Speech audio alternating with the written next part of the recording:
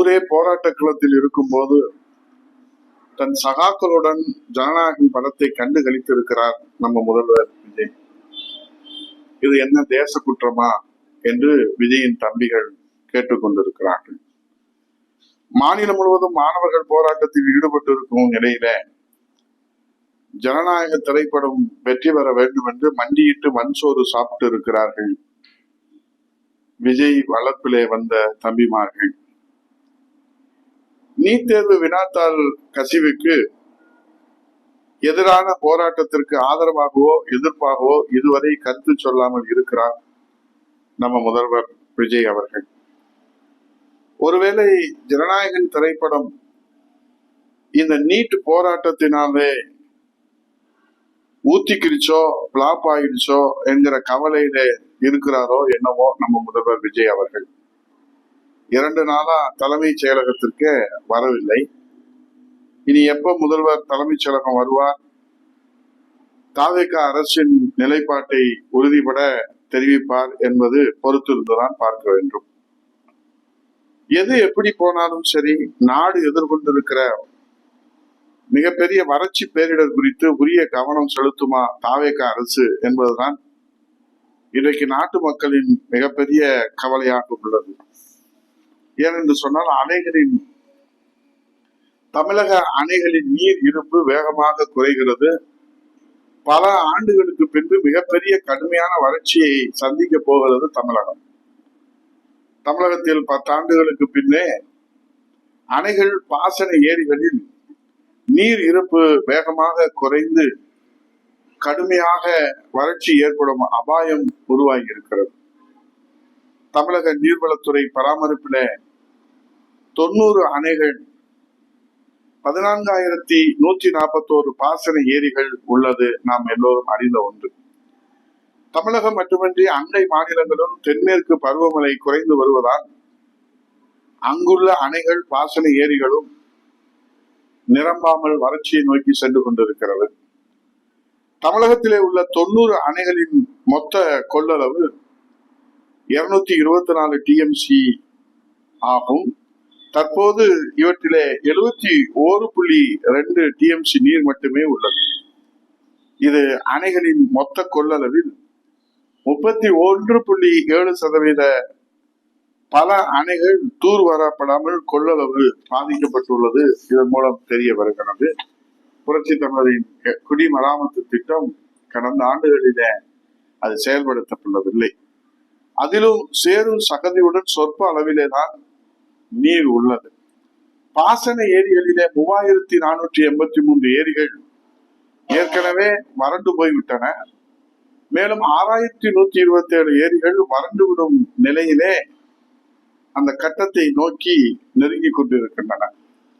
மழை குறைந்ததால் தமிழகத்தில் கடுமையான வறட்சி ஏற்படும் அபாயம் உருவாகி உள்ளது.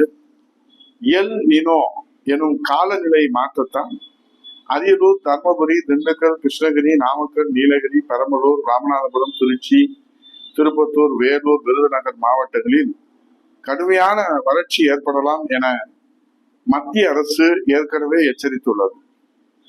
அதற்கேற்ப அணைகள், பாசன ஏரிகளில் நீர் இருப்பு குறைந்து வருகிறது. மேய்ச்சல் நிலங்களும் காய்ந்து கிடப்பதால் கால்நடைகளுக்கான தீவன பற்றாக்குறையும் அபாயகரமாக நிலையிலே இருந்து வருகிறது. இந்த நிலையிலே தான் நம்முடைய நீர்வளத்துறை அமைச்சர் அவர்கள் மேகதாது குறித்து கேள்வி எழுப்பினால் வாய் திறக்க மறுக்கிறார். காவிரியிலே தண்ணீர் திறந்து விடவில்லை, ஜூன் ஜூலை மாதத்திற்கான உச்ச நீதிமன்ற தீர்ப்பின் அடிப்படையிலே என்று கேள்வி கேட்டால் வாய் திறக்க மறுக்கிறார். இப்போது பாசன ஏரிகளிலும் அணைகளிலும் நீர் குறைந்திருக்கிறத, வறட்சியை நோக்கி அபாய கட்டத்திற்கு சென்று கொண்டிருக்கிறது தமிழகம் என்று கேட்டால் அதற்கும் வாய் திறக்க மறுக்கிறார். ஆனால் ஜனநாயகன் திரைப்படத்திலே பாப்கார்ன் சாப்பிட மட்டும் அவர் வாய் திறக்கிறாரே என்கிற நிலையைத்தான் நாம் தமிழகம் பார்த்து கொண்டிருக்கிறது. ஆகவே நம்ம முதல்வர் தான் இது குறித்து வாய் திறக்க மறுத்தாலும் நீர்வளத்துறை அமைச்சர் புஷியாவது இதற்காக வாய் திறந்து தமிழ்நாட்டு மக்களுக்காக என்ன நடவடிக்கைகள் தாவேக அரசு எடுத்திருக்கிறது என்று சொன்னால், இந்த வறட்சி அபாய நோக்கி சென்று கொண்டிருக்கிற தமிழகத்திற்கு ஒரு பாதுகாப்பு அரணாக தாவேக அரசினுடைய நடவடிக்கைகள் அமையுமா என்பதை பொறுத்திருந்துதான் நாம் பார்க்க வேண்டும்.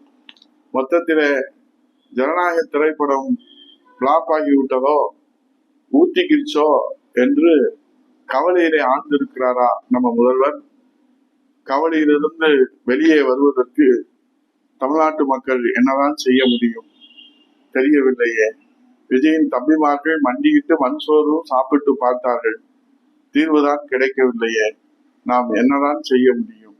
நீட் தேர்வு போராட்டத்தினால் ஜனநாயக போராட்டம் தோல்வடைந்து விட்டதோ என்கிற கவலையிலே இருக்கிறாரா நம்ம முதல்வர்?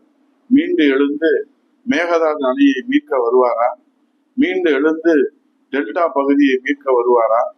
மீண்டு எழுந்து எலி கடித்ததனால் விரலை காணவில்லை என்று சிகிச்சையில் இருக்கிற அந்த தாயின் கண்ணீரை துடைக்க வருவாரா? மீண்டு கவலையிலிருந்து மீண்டு எழுந்து இன்றைக்கு அருணாச்சலம் என்ற இளைஞர் காவல் நிலைய பாதுகாப்பிலே உயிரிழந்திருக்கிறாரே, அதிலிருந்து அந்த தாயின் கண்ணீரை துடைக்க வருவாரா?